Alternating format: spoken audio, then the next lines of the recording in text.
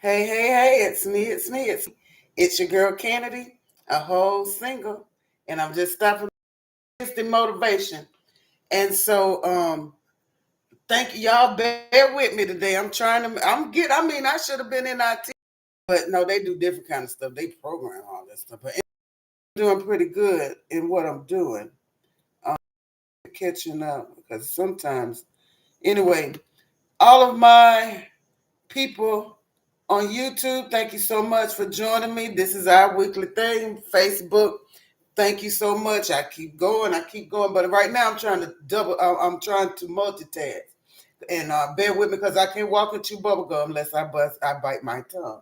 But I didn't want to not do this, so let's go with it.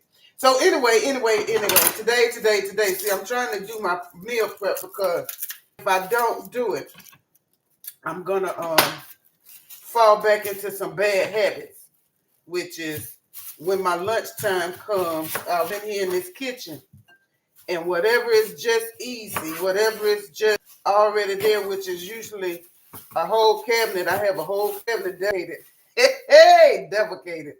dedicated to junk food, and so that's what I'll grab. I'll grab some chips and I try to do my nuts and stuff, but anyway, this is not what today is about. Today is about getting your mind right because right now there's a lot of us that are going through a season of grief, and those that know me well know that I went through a long season of grief. I grieved for 30 years. Every year, seasonal. It was like I put it on like a bad hat. Or like my pastor, I took it down off the counter, like off the thing, like a trophy. And I said, oh, it's time to get sad. It's time to get sad. But today, I wanted to come on and talk about grief because there is a lot of people grieving. There are a lot of people in my life, my personal life, who are grieving the losses of loved ones. And what better day than today? Because today is actually, and I'm cutting onions, so that's why I'm gonna blame it on these onions right now. But today is actually the day that my husband Walter passed away, and I'm gonna be all right. And it's been 12 years since Walter left this earth. I stood there and I begged him to stay. I begged him to stay, but it wasn't in his hands any longer. He was go and be with God. And so it hurt me. It hurt me to the core of my heart. I stood there and I held his hand. I held my Walter's hand till he took his last breath. And that'll stay with me. That moment will stay with me for the rest of my life. Because of this incredulous memory that I have, I'll remember standing there holding his hand. And when somebody's on a breathing machine, they cut the machine off so that it's not pushing air in their lungs any longer, but they haven't disconnected it. It still has the sound if it moves. So a person passes, there's like a big inhale and release, and it makes the machine go off. So you're yes, he's breathing on his own, but then that was the last one. I miss Walter. I really, really, I miss my husband. I miss being married to him. I miss um waking up and what are we gonna do today? I miss him going and walking the dog. I miss a lot of things about Walter. Walter was a good guy. Everybody in Fort Myers, Florida, they knew Dick. Dick, sweet, friendly, helpful. He helped anybody stop what he's doing to help somebody. That used to aggravate my nerves sometimes. Boy, come on here. No, baby, they need us so and so. I'm gonna go around here. But anyway, I have a friend, sister, somebody I've known all my said both of her brothers passed. The year before last, I had to actually go to Chuck's funeral on the same day that I had Walter's funeral. That when I say that was a hard day for me. But my sister said to me, I want you there. You have to. You know I can get missing because, hey, it's just, I would disappear. But because my sister said I wanted you there, I was there. It was so hard. I think I clung to her. I clung to her harder than she was clinging to me because all of those memories were coming back of how strong I had to be on that particular day so many years ago. But we got through it. But right now they're still going through it because that grief comes, and sometimes we don't know what to do with it, and it can be overwhelming, and it can just, it can make you physically ill. It can make you mentally just, sad. And I just came today because even though sometimes I get a little tear in my eye, I get a little nostalgic thinking about Walter. I think everything, I do insurance. So every time somebody calls me and they want to insure a Ford F-150, guess what? I have to think about my husband because he was the F-150 man. He loved that truck. Sometimes I used to say he loved that truck more than me, but it wasn't so. I tell you, sometimes he went out there and played with that truck when I was getting on his nerves. Hey, if I'm trying to argue, no, I ain't never fight. If I try to argue about something and Walter really didn't want to hear about it, he go out there and play with that truck. He go and sit in that truck and go play with that truck until he figure out and calm down or change the subject, and the day goes smooth. But in all of that, I'm thinking, we have a verse in the Bible, and God says, think on these things. Think on these things. It's what we focus our mind on that really has control of us. A lot of we'll think about that person so hard until it brings up all its emotions, and you start to grieve all over again. You start reliving. If I relive holding his hand, if I relive that last breath every day, I wouldn't be able to get out of the bed. I really wouldn't, because it would take me to such a state of grief daily, pulling that trophy grief, that trophy pain off the shelf just to be missed. But if he loved me the way I know he loved me, my boo-boo, my sugar, they were really sweet, just a really sweet person. He wouldn't want me to be sad. Even if he thought I was mad about something, he'd get away from me and try to figure out, I wonder what she met him and the dog go for a walk. But on with her now, man. I don't know what I done did now. Because he was trying to do to make me happy. And so he wouldn't be wanting me to be happy. He wouldn't want me to be sad. He wouldn't want me to be grieving forever. And so I'm not. But when I think on these things, how is that going to help me? I thought about this morning, ever since I was little, and I'm 53 years old. Hey, praise the Lord. Things that we don't even pay attention to have talked to us about mind control.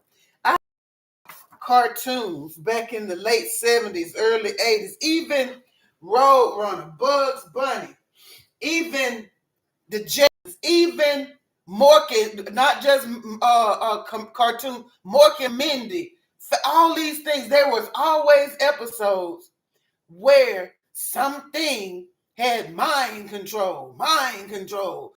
Had the people eyes swirling like this, mind control, walk like, hey, this. Y'all know what I'm talking about. And that mind control is a beast. When we can control our mind, control our thoughts, then baby, you got the victory. Because that means when that grief, when that stuff, that sadness, those thinking about, oh, this is this, how he passed, oh, his last word, when all these things start sneaking up in my head, how do I control my mind? How do I tell myself, you're not going to control me today. This is the day that the Lord has made, and I will rejoice and be glad in it. From the rising of the sun to the setting of the same, I'm going to praise his name. I'm going to sing his name. I'm going to sing glory, and I'm going to shout hallelujah. Thank you, Father, that you gave for a season such a wonderful person, such a beautiful, for someone that would take care of me, love me, cherish, there for me, whether I was sad, whether I was happy, whether I was sick. I had a diagnosis of a brain. This man stood right by me and held my hand, but crying, Lord, what do I do for my wife? You understand me? What God blessed me with for that season. And when the enemies keep trying to creep up and make me want to be sad, sometimes I'm just like, no. But what I do is I think about them 3 chicken wings. 3 chicken wings, y'all, 3. And I laugh. The Bible said, thinking what is so lovely and pure and of a good. I think about 3 chicken wings. 3 chicken wings, you say? Hey. So Walter was a sweetheart, I tell you. And when every now and then I say, oh, you know what? Now, there were certain things that Walter could cook. And there were certain things that he couldn't. Some things, baby, you'll cook that for me. And absolutely, I'm going to get up and put that apron on. And I'm going to go in there and chop it up. And some things I would say, you know what, Walter, you know how to do that really well. Now, with Walter didn't like me frying nothing. He didn't like me frying anything. There's 3 little spots right here that's fish. This is pork chops. And we can go on. And so ever since that, these 3 little spots, I always look at them and laugh. Them 3 little spots, Walter wouldn't allow me to fry fish any longer. Like, no, I don't want you frying nothing to burn up your and he was just something else. And so Walter would fry the fish, but he would also fry chicken. Now, this one particular day, I'm in the bedroom watching Lifetime. He's back in the back of the house watching sports or whatever. Him and Buster, the dog. We had a little Yorkie. And I said, Walter, I sure would like, some chicken wings. There's some chicken wings. He's like, okay, babe. Now, he says, well, how many you want? How many you going to eat? And I say, I'll eat probably about 2, 3, maybe about 3. He said, okay. So Walter goes in that kitchen and he cooks fries. And I'm talking about Walter didn't reach in the freezer to get me a French fry. My husband, he went in the crisper and got potatoes, peeled potatoes and cut them just perfect and put the salt just right. I used to laugh about, baby, you put just the right amount of salt. But he would go in there and he would cook me some French fries and chicken wings. So this one particular day, he went in and fixed the chicken. He came in the room. Here, baby. I'm like, oh, yeah, I'm getting ready to smash, as they call it now. So I ate the 3 chicken wings. And I'm like, oh, my God, they were so good. He always know how to do it. He just do it. He just put the right amount of seasoning in. Oh, listen, I'm just like, yes. Y'all, I go back in the kitchen. I'm going to go back in the kitchen and get me another couple of more chicken wings. I'm like, that was good. Every time I think about this, I laugh. I crack my side laughing. I said, oh, them was good. I'm going to go get me a couple of more of these chicken wings out of here. And because they was good. Y'all, I'm looking for a container. Anyway, so I go and I look in the kitchen. I look in the oven. I look in the microwave. I'm looking all around like, well, where the rest of the chicken? I know I ate 3. I know he probably, I'm like, this is amazing, like what he did with what he hid the chicken. So I go back in the den and I said, Walter, what you did with the rest of the chicken? Hey, Walter said, what rest of the chicken? I said, well, I got, you get fix me. Did you fix any more? He's like, no. You only wanted 3 pieces, so I've cooked you 3 pieces of chicken.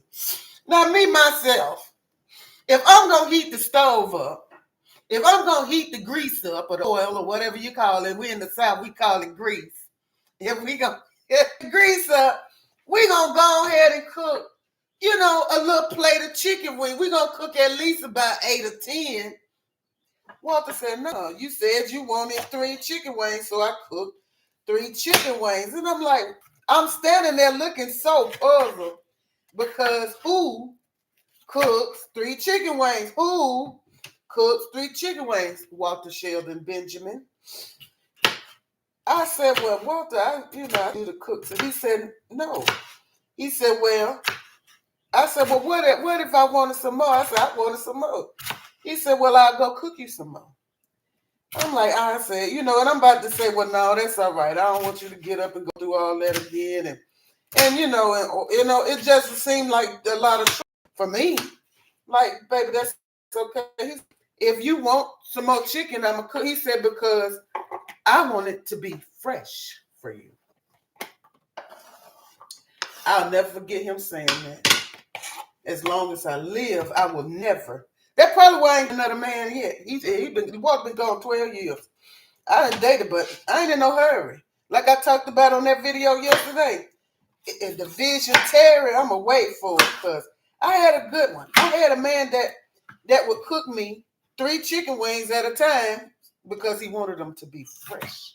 It wasn't so much as the quantity or how fast. It was the quality of what he did for me that was going to last. You understand me? So although I didn't get to have him but for some years and everything, the quantity of time may have been shortened, but the quality of the time was definitely that magical, golden. You understand? I had this team leader, and every time she would say something, she said, all you have to do is do this and you're golden. All you have to do is do this and you're golden. So guess what? All you have to do is get control of your mind and you'll be golden. You understand? Don't let your mind have you sitting up depressed, weary, worried, wondering, hurt, deep in, over somebody that they wouldn't want you to be that way. Walter would if he wanted me to have a fresh chicken wing anytime I wanted it, do you really think he would want me sitting down here right now, grieving and sad and upset and in turmoil because he's no longer here? No.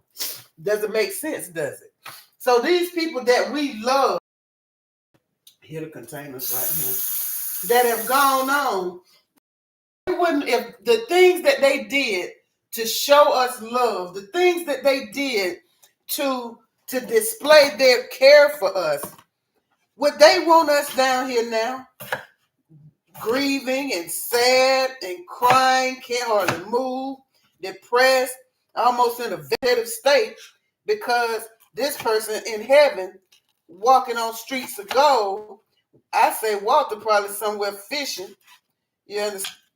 He would be fishing somewhere. He would be somewhere fishing and playing with a truck. No, he'd be somewhere fishing or or helping somebody, telling somebody else, he was so excited about going to with Deacon Green being a deacon, helping somebody, doing something. 3 chicken wings. If this man and cook me 3 chicken wings, a handful of fries, a handful. I see, say, how many fries you want? I saw about a handful. So he go get about 2 potatoes. He cut them up, bring it back. You think this will be about enough? Just a little more. He go cut up another potato, he bring it back. You think, yeah, baby, that's enough. So what? More fries later. Guess what Walter's gonna do?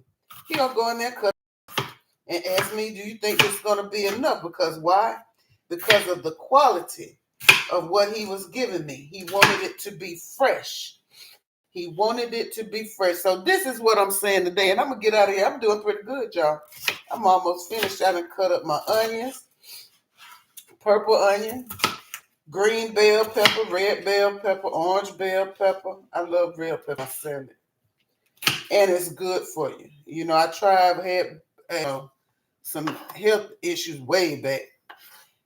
Cancer. But anyway, I like to try to eat healthy. And I like my antioxidants. I have sinus issues, so the red onions does well to help me with my sinus issues and respiratory things. Anyway, read about it. Read about how certain things. I can't see your messages, but I know that you leave them, especially my YouTube page. Y'all know by the time I get off and actually expand everything where I can see it, I have to respond at least 20 or 30 messages. But I just wanted to come and say that, though. I just wanted to come and encourage you all today that let's get our minds right when it comes to this grief, because those people that we love that have gone on to be the Lord, they loved us too. And they really wouldn't want us down here sad. You know, they wouldn't want us grieving to the point where we're not eating correctly, grieving to the point where we're, all folded up in a, Lord, I can't hardly move. Oh, Lord, I just don't want to be, I just don't want to, and I've been there where I just didn't want to be around people. I would rather sadness, stay in that grief. Woe is, I'm going to tell you one more thing. I'm going to let it get out of him. So some years ago, to work for a real woman of God, Miss Pat Lowe. I love her. She's like an auntie to me. And I had a choice between going to work for her and working for another company where I would have worked from home. Now, I was hiding some things about my life. So I decided, you know what? I'm going to go to Pat because I'm going to be accountable. Miss Pat going to see these things and she going to call me out. Which one of those things was that same grief.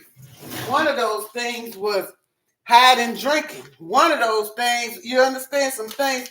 I'm like, she gonna do that. I gotta be sober, I gotta be going, I can't be hungover, going to work, stuff like all this stuff.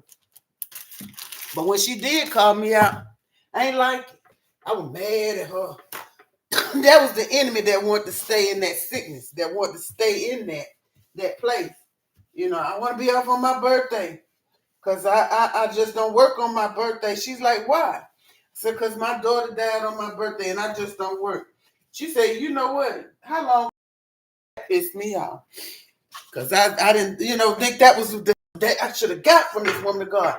She wasn't wrong. I was.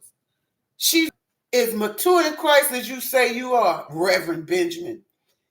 You should not be experiencing this grief this way. That's what she was saying to me. Put your big Reverend panties on and walk. If you need some help to get through this, go to your pastors or go to I got some folks. We done got some people through this. I didn't want to. I wasn't ready.